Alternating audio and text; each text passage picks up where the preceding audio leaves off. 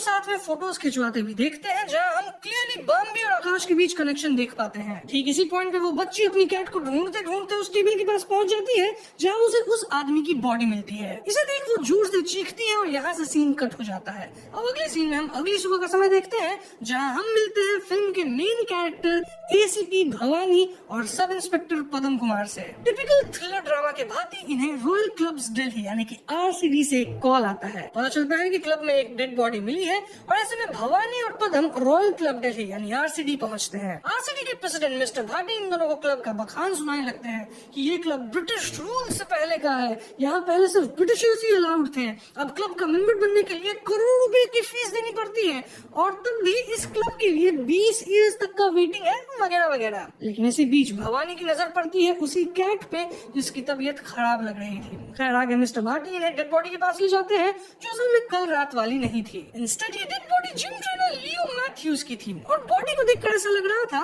मानो लियो bench press कर रहा था और उसका हाथ फिसल गया, जिससे वेट्स उसकी गर्दन पे गिर गए और वो मर गया। क्लब के स्टाफ और भाटी जी को यकीन था कि ये एक मामूली एक्सीडेंट है, यानी कि ओपन एंड शट केस। लेकिन भवानी वहाँ मौजूद बॉटल और पास ही के सीसीटीवी कैमरास के सामने पड़े बलून्स को नोटिस करते हैं। वो सीसीटीवी कैमरास चेक करते हैं, जिसमें हम कुछ अजीब चीजें देखते हैं। असल में हम जिम में किसी नकाबपोश आदमी को देखते हैं जो जानबूझकर कैमरास के सामने बलून टांग रहा था ताकि आगे जो भी हुआ वो कैमरा में कैप्चर ना हो। कैमरास में पुलिस को उस कैट की आवाज भी सुनाई देती है, जिसे देख वो समझ जाते हैं कि यहाँ कोई प्रॉब्लम तो जरूर है। इस हादसे को तुरंत मर्डर करार दिया जाता है और पुलिस अपनी पूछताछ शुरू करती है और तत्काल उस बोतल को जो बॉडी के पास मिली थी उसे और बॉडी को पोस्टमार्टम के लिए भेज दिया जाता है। अब यहाँ से एसीपी भवानी बॉम्बे, कुकी और मिसेस बात्रा से पूछताछ शुरू करते हैं, क्योंकि इन्हीं को सबसे पहले लियो की लाश दिखी थी। आप पूछोगे कुकी कौन? वो भी इस क्लब की एक मेंबर है जो कि थोड़ी अजीब सी है, सभी लोगों को अपना स्कल्पचर बना के गिफ्ट वगैरह करती रहती है।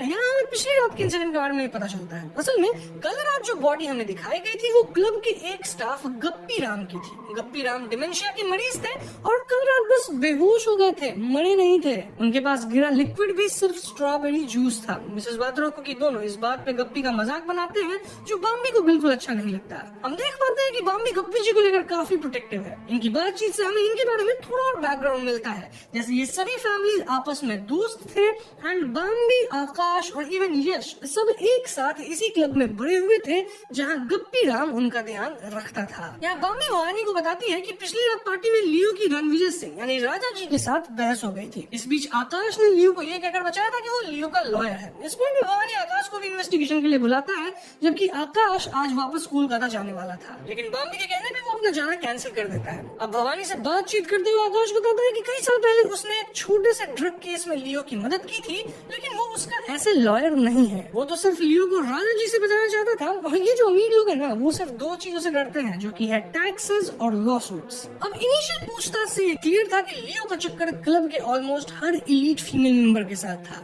हाल ही में उसे एक्ट्रेस शहनाज के साथ कई बार देखा भी गया था। जांच के दौरान भवानी और पदम जिम के बाकी दो ट्रेनर्स तेजू और थिंगसुक से भी बात करते हैं। तेजू बताता है कि आज वो प्रोटीन शेक उसने ही बनाया था, लेकिन इस मर्डर के बारे में उसे कुछ भी नहीं मालूम। वहीं क्लब की दूसरी तरफ हम बॉम्बे और आकाश को साथ में देखते हैं। ये दोनों किसी जमाने में चाइल्डहुड स्वीट हार्ट्स हुआ करते थे, बट देन कुछ साल पहले बॉम्बे ने इस क्लब के एक अमीर आदमी अंशुल से शादी कर दी। लेकिन फिर 3 साल पहले अंशुल का एक एक्सीडेंट में देहांत हो गया, मैंने बताया था आपको ये पहले, और तब से बॉम्बे अकेली पड़ गई। आज वो आकाश को इस बात के लिए कन्फ्रंट भी करती है कि उसने कभी उसका फोन नहीं उठाया ड्यूरिंग दिस 3 इयर्स। इनफैक्ट उसने 3 साल में उसका हाल चाल भी नहीं लिया, लेकिन आकाश इस बात को टाल देता है। हम यहाँ उस रात का फ्लैशबैक भी देखते हैं जिस रात आकाश बॉम्बे से आखिरी बार मिला था। उस दिन अंशुल बॉम्बे की पहली सालगिरह थी और बॉम्बे आकाश को कुछ बताना चाहती थी, लेकिन आकाश बॉम्बे को किसी और के साथ नहीं देख पाया और बॉम्बे के लाख रोने के बावजूद भी वो कोलकाता चला गया एक नई लाइफ शुरू करने। खैर प्रेजेंट टाइम में क्लब के अंदर अब भी इन्वेस्टिगेशन जारी है। भवानी गप्पी राम जी से भी पूछताछ करता है,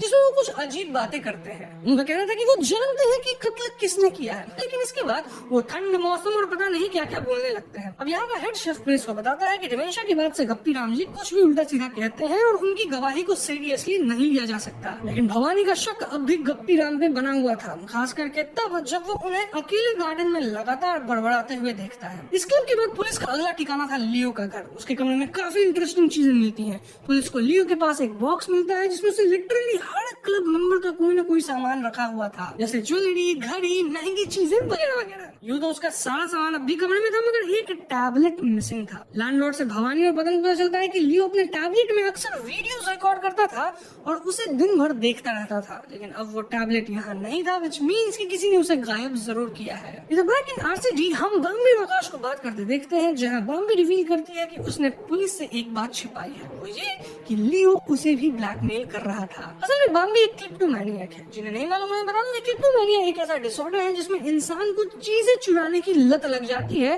और बॉम्बे को बचपन से ये बीमारी थी। तब उसका चुराया सामान अक्सर आकाश लोगों को लौटाने जाता था ताकि उसे सेफ रख सके। बीच में बॉम्बे कहती है कि उसने ये आदत छोड़ दी थी, मगर अंशुल के मरने के बाद उसकी ये आदत वापस लौट आई है। इनफैक्ट इस पल भी बॉम्बे ने एसीपी भवानी का चश्मा चुराया था। बॉम्बे आकाश को अपना फोन दिखाती है जिसमें लियो ने उसे बार बार ब्लैकमेल किया था और वो हमेशा एक गाना भेजता था। वो कहती है कि जब भी लियो ये गाना भेजता था तो समझो ये लियो की तरफ से इशारा था कि उसे और पैसे चाहिए। By the way this song was आवारा बाय मुकेश जी। यह आकाश बॉम्बे को कन्विंस कर लेता है कि वो ये बात एसीपी के साथ शेयर करे। दोनों यही करते हैं। बॉम्बे भवानी को अपना फोन और वो गाना वगैरह दिखाती है। बदले में एसीपी लियो का फोन चेक करवाते हैं जो अब भी पुलिस की हिरासत में था, मगर सरप्राइजिंगली लियो ने अपने सारे चैट्स डिलीट कर रखे थे। उसके घर से क्लब के मेंबर्स का सामान भी मिला था, जिसका एक ही मतलब है कि लियो कई लोगों को एक साथ ब्लैकमेल कर रहा था इस क्लब के अंदर। थोड़ी बहुत छानबीन से ये बात बाहर आ जाती है कि ब्लैकमेल के बदले लियो लोगों से शेफर्ड्स नाम के एक अनाथ आश्रम में डोनेशन करवाता था। मतलब बेसिकली ये कोई मनी लॉन्ड्रिंग भी नहीं था, बस डोनेशन हो रहा था कहीं पे। शेफर्ड्स वास्तव में एक ऑर्फनेज था जहाँ एक डोनेशंस के कारण बच्चों के लिए काफी अच्छा माहौल और फैसिलिटीज बनती गई थी। तो अगले दिन एसीपी भवानी, आकाश और बॉम्बे तीनों इस अनाथालय में पहुंचते हैं जहाँ उनकी मुलाकात होती है आकाश के बचपन के दोस्त राकेश से। राकेश कबूल करता है कि लियो उनके ऑर्फनेज के लिए बड़े बड़े डोनेशंस लाता था, बट उन्हें लगता था कि ये उसके कनेक्शंस के कारण है जो उसने इतने बड़े क्लब में जॉब पाकर बनाया है। उधर बॉम्बे को डोनेशन रजिस्टर में क्लब के कई मेंबर्स के नाम मिलते हैं, which included mrs Batra, Raja ji and even Shahnaz Noorani. सवाल ये था कि आखिर लियो इतने लोगों के कौन कौन से राज जानता था कि इन्हें उसे काफी पैसा डोनेट करना पड़ रहा था।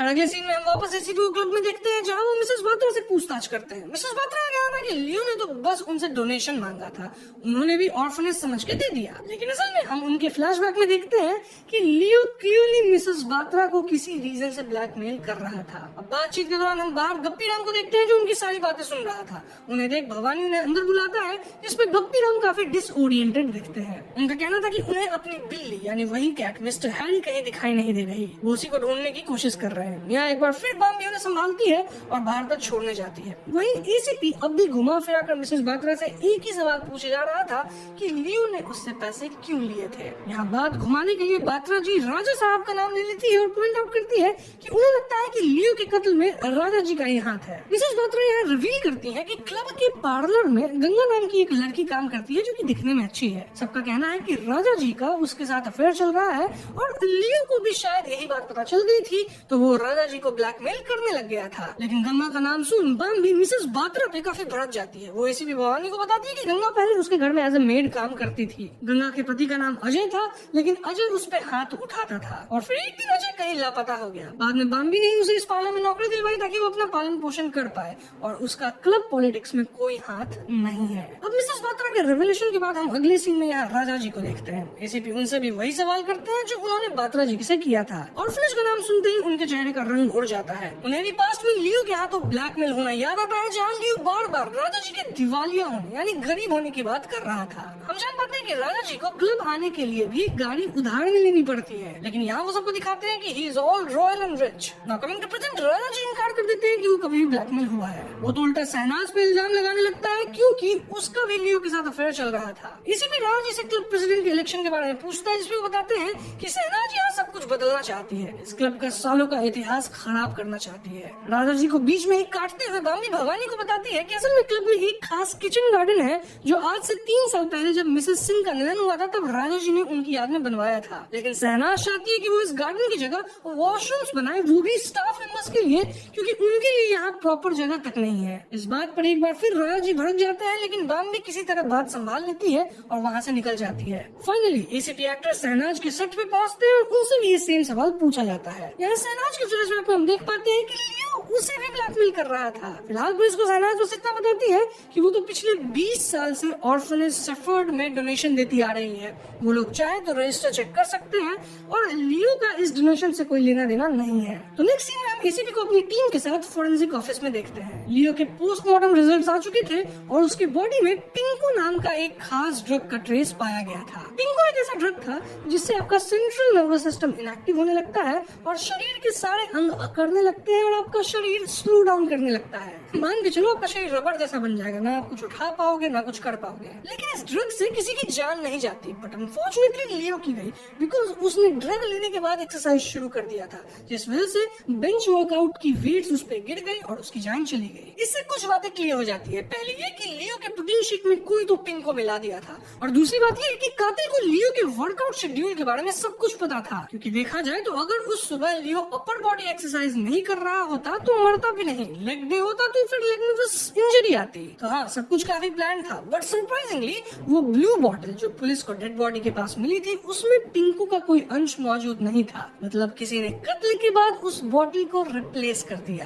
कहानी की दूसरी तरफ हम बॉम्बे और आकाश को देखते हैं जो इसी ड्रग पिंको के बारे में बात कर रहे थे। पता लगाने के लिए ये लोग एक खास बार में पहुंचते हैं जहां इन्हें मालूम होता है कि कुछ टाइम पहले तक रॉयल क्लब दिल्ली में पिंको का डिस्ट्रीब्यूशन करने वाला बंदा और कोई नहीं बल्कि गंगा का पति अजय था। उसके गायब होने के बाद से वहाँ पिंको पहुँचाने वाला कोई नहीं रहा। इस डिस्कशन के दौरान हम बॉम्बे को देखते हैं जो बार्टेंडर के पास से पिंको चुरा लेती है। वो आकाश को कन्विंस कर लेती है कि उन्हें भी ये ड्रग ट्राई करना चाहिए ताकि पता चल सके कि इसका असर किस तरह का होता है। आकाश उसकी बात मान भी लेता है और हम दोनों को नशे के हाथ में इधर उधर घूमते हुए देखते हैं। ठीक उसी समय बॉम्बे की नजर पड़ती है यश पे, जो क्लब के बाहर कुछ दोस्तों के साथ ड्रग्स ले रहा था। अब ये बात तो सबको मालूम थी कि यश ड्रग्स की लत से पीछा छुड़ाने के लिए कई महीनों तक रिहाब में रहा था, विच मींस कि वो अब भी सबको धोखा दे रहा है।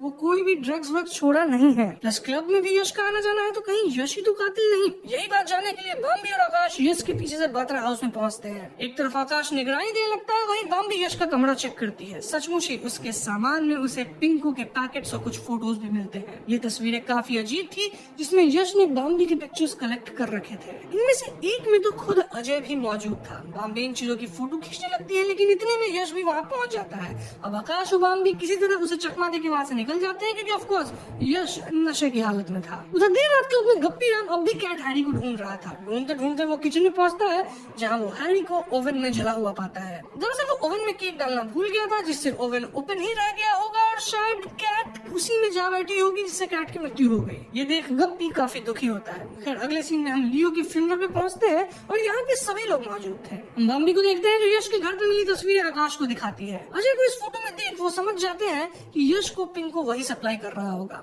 फ्यूनरल में शहनाज भी आई हुई थी, जो for some reason ACP Bhavani से लियो के दोस्त राकेश के बारे में पूछती है। वो बताती है कि लियो उसके बारे में काफी बातें करता था, मगर भवानी का कहना था कि इस केस के ऊपर आने के बाद से राकेश भी लापता है। दूसरी तरफ इसी टाइम पे राकेश का फोन आकाश को आता है। वो और भवानी उसी समय उसे लेने निकल जाते हैं और पाते हैं कि वो नशे की हालत में मारपीट कर रहा है। राकेश को यकीन था कि आरसीडी के अमीर लोगों ने मिलकर उसके दोस्त लियो को मार डाला है और वो हर हाल में बदला लेना चाहता था। अगले दिन हम वापस क्लब पहुंचते हैं, जहाँ फाइनली इलेक्शन का दिन आ चुका था। इस फंक्शन में मेंबर्स के अलावा पुलिस भी थी ताकि कड़ी निगरानी रखी जा सके। यहाँ हम कुकी को नोटिस करते हैं जो सारे मेंबर्स के लिए गिफ्ट्स लाई थी। ये थी उनके हाथ की बनी मूर्तियाँ जो वो अक्सर क्लब के मेंबर्स को गिफ्ट करती थी। लेकिन इस सब के बीच एसीपी भवानी का ध्यान कहीं और था। उन्हें याद आता है कि पिछले दिन लियो के फ्यूनरल में एक ही बंदा नजर नहीं आया था और वो था गप्पी राम। भवानी गप्पी राम से मिलने जाता है, जहाँ वो अब भी अपने गार्डन में ही थे। भवानी नोटिस करता है कि गप्पी काफी नर्वस दिख रहा था और सामने लगे बीट रूट के पौधों में हद से ज्यादा पानी डाले जा रहा था।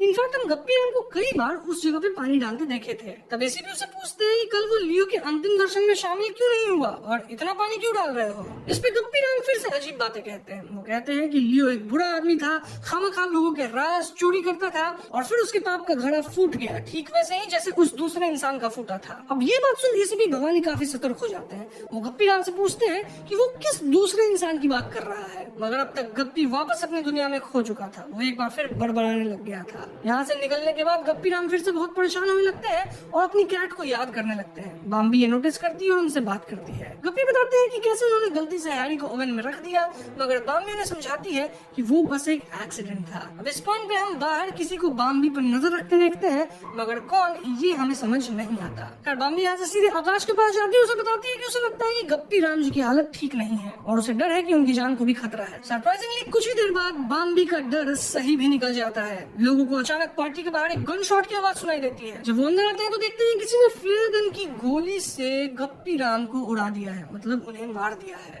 गन वहीं पड़ी हुई थी और ये इसी क्लब में रखी शाही बंदूक थी जो कभी राजा साहब की फैमिली को बिलोंग करती थी। फिलहाल राजा जी से शौक से अपने पास रखते थे। ऐसे में सबका शक राजा जी पे जाता है, लेकिन उससे यश पे भी जाता है क्योंकि बाम्बी ने उसका सिगरेट गप्पी के रूम के बाहर देखा था। पुलिस भी इस लोकेशन पे आती है और भवानी के कमरे में उन्हें कुछ अजीब चीजें दिखती है, जैसे विनेगर, एसिड की कई बॉटल्स और कॉफी की बोरियां। इसी पे को समझ नहीं आता कि आखिर एक बूढ़ा वार्डन इन सब चीजों का क्या ही करेगा। उधर पुलिस स्टेशन में ये बात सामने आ जाती है कि यश अब भी ड्रग्स यूज कर रहा है। उसकी माँ मिसेस बात्रा पुलिस के सामने रोना धोना शुरू कर देती है कि उसका बेटा निर्दोष है और लियो उसे ड्रग्स को लेकर ही ब्लैकमेल कर रहा था। दरअसल मिसेस बात्रा सबको बताती फिरती थी कि वो अपने बेटे को विदेश भेजी है किसी बहुत ही 5 स्टार जैसे रिहाब में, जहाँ पे उसका बेटा एकदम ठीक हो गया है, बहुत अच्छा है। लेकिन असलियत में वो यश को एक लोकल नशा मुक्ति केंद्र में भेजी थी जहाँ यश की हालत बहुत बुरी थी, इतनी बुरी कि यश को वहाँ से वापस लाना पड़ा। और यश के ड्रग्स की लत तो छूटी नहीं है, ये आपको पता ही है। तो इसी मुद्दे को लेकर लियो कहीं न कहीं मिसेस बात्रा को ब्लैकमेल कर रहा था। ऐसे के बाद बाम्बी और आकाश को यकीन था कि यश का कनेक्शन लियो और अजय से भी है, क्योंकि दोनों को पता था कि वो एडिक्टेड है। साथ ही बाम्बी को उसके घर से पिंको के ट्रेसेस भी मिले थे। लेकिन इस पॉइंट पे आकाश की नजर पड़ती है पुलिस के एविडेंस बॉक्स पे।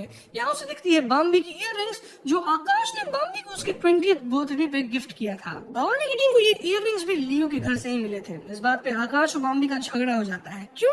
क्योंकि बाम्बी भी लियो के साथ सोई होगी और बदले में ये इयररिंग्स उसे देने पड़े होंगे। ये जानकर पुलिस भी सतर्क हो जाती है, क्योंकि इसका मतलब ये था कि खुद बाम्बी भी गुनहगार हो सकती है, यानी कि वो भी तो ब्लैकमेल हो रही थी ना। भवानी बाम्बी से साफ साफ कह देता है कि वो उसकी किसी भी बात पे या फिर फोटोज पे यकीन नहीं करेगा जो कि वो यश के घर से लाई थी, क्योंकि वो अब खुद कॉम्प्रोमाइज हो चुकी है। जाते जाते भवानी से बाम्बी से इतना पूछता है कि वो पहले इयररिंग्स के बारे में सच क्यों नहीं बताए, जिस पर वो कहती है कि वो नहीं चाहती थी कि आकाश को कुछ भी पता चले। अब यहाँ से कहानी गंभीर मोड़ ले लेती है जब भवानी को एकदम से स्ट्राइक करता है कि इतने दिनों से जो वो गप्पी राम को बीट रूट के पौधों में हद से ज्यादा पानी डालते देख रहा था, वो गप्पी पानी नहीं डाल रहा था बल्कि एसिड, विनेगर या कॉफी ये सब मिला के डाल रहा था। जी हाँ, वही चीजें जो कि वो गप्पी के घर में भी देखा था। और इसका एक ही मतलब है कि पौधों के आसपास की जमीन में कुछ तो गड़ा हुआ है जिसे गप्पी गलाने की कोशिश कर रहा था। तो नेक्स्ट सीन में हम सभी को क्लब में देखते हैं जहाँ भवानी उस गार्डन को डिग करवाता है और वाकई अंदर से निकलती है एक लाश जो कि इतने समय के बाद कंकाल में तब्दील हो गई थी। सभी को लगता है कि ये लाश फौज और गंगा के पति अजय की होगी जो कि कुछ साल पहले अचानक गायब हो गया था।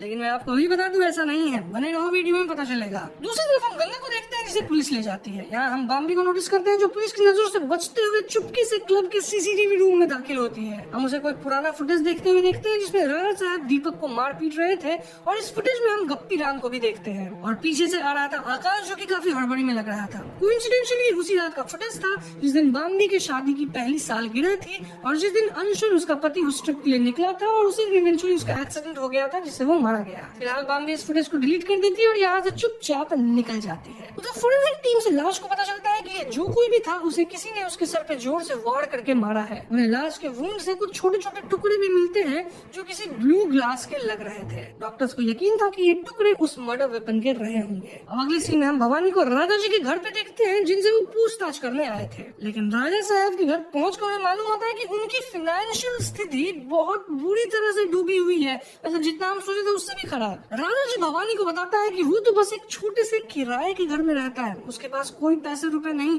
लेकिन वो क्लब में अपनी शान कम नहीं करना चाहता। हर दिन 4 बजे उसे वो रॉयल्टी मिलती है उस क्लब के अंदर, इसलिए किसी तरह उधार लेके वो एक दोगली जिंदगी जी रहा है। यहाँ हमें यही पता चलता है कि राजा साहब को लियो उनकी सिर्फ माली हालत के लिए ही नहीं ब्लैकमेल कर रहा था। असल में राजा जी और जिम का वो दूसरा ट्रेनर थिंग्स गे रिलेशनशिप में थे और ये राजा जी किसी भी हाल में दुनिया को बताना नहीं चाहते थे। प्रेजेंट टाइम में भवानी राजा साहब को अरेस्ट करता है क्योंकि अब शक की सुई उन पे पे चढ़ चुकी है। सबको राजा जी के बारे में पता भी चल जाता है और सब लोग उन पे हंस भी रहे थे। वो सभी को यकीन है कि अजय का मर्डर राजा साहब ने ही किया है। क्यों? क्योंकि एक तो सबकी नजर में था कि उनका अफेयर गंगा के साथ चल रहा है, जो कि अब तो गलत प्रूव हो गया, और दूसरा उनकी बीवी के मेमोरियल वाली जगह यानी उस किचन गार्डन में लाश मिली थी। तो ऐसे में राजा साहब के पास कोई चारा नहीं था, वो भवानी के साथ जाने को राजी हो जाते हैं। लेकिन यहाँ भवानी की नजर एक चीज पे पड़ती है। कमरे के कोने में एक शो पीस रखा हुआ था, वही जो कुकी बनाया करती थी और लोगों को देती थी। ये एक मदर टेरेसा की मूर्ति थी जिसपे छोटे छोटे ब्लू ग्लास के टुकड़े लगे हुए थे, ठीक वैसे ही जैसे उस लाश के अंदर मिले थे। अब ये देखने के बाद भवानी सीधा कुकी के पास पहुंचता है और उनसे इस मूर्ति के बारे में पूछता है। कुकी बताती है कि उन्होंने ऐसी 2 मूर्तियां बनाई थी, जिनमें से एक उसने राजा साहब को दी थी और दूसरी डोगरास को। वहीं दूसरी तरफ पुलिस के सामने आता है एक और ट्विस्ट। वो पाते हैं कि अजय तो असल में जिंदा है और पुलिस उसे उसके हाइडिंग जगह से ढूंढ निकाली है। मतलब जिसे मरा मान रहे थे वो जिंदा निकला और वो इतने सालों से बस छुप कर रह रहा था। मगर सवाल ये है कि अगर अजय जिंदा है तो वो लाश किसकी है? पैरेलली हम आकाश और बॉम्बे को एक बार फिर साथ देखते हैं। आकाश उसे बताता है कि वो वापस कोलकाता जा रहा है और उससे आखिरी बार मिलने आया है। बॉम्बे बहुत दुखी हो जाती है मगर उससे कुछ कहती नहीं। इस पॉइंट पे आकाश का फोन बजने लगता है और उसे एक बार फिर राकेश ने फोन किया था। राकेश आकाश को बताता है कि उसके हाथ कुछ इम्पोर्टेंट लगा है। क्या हाथ लगा है?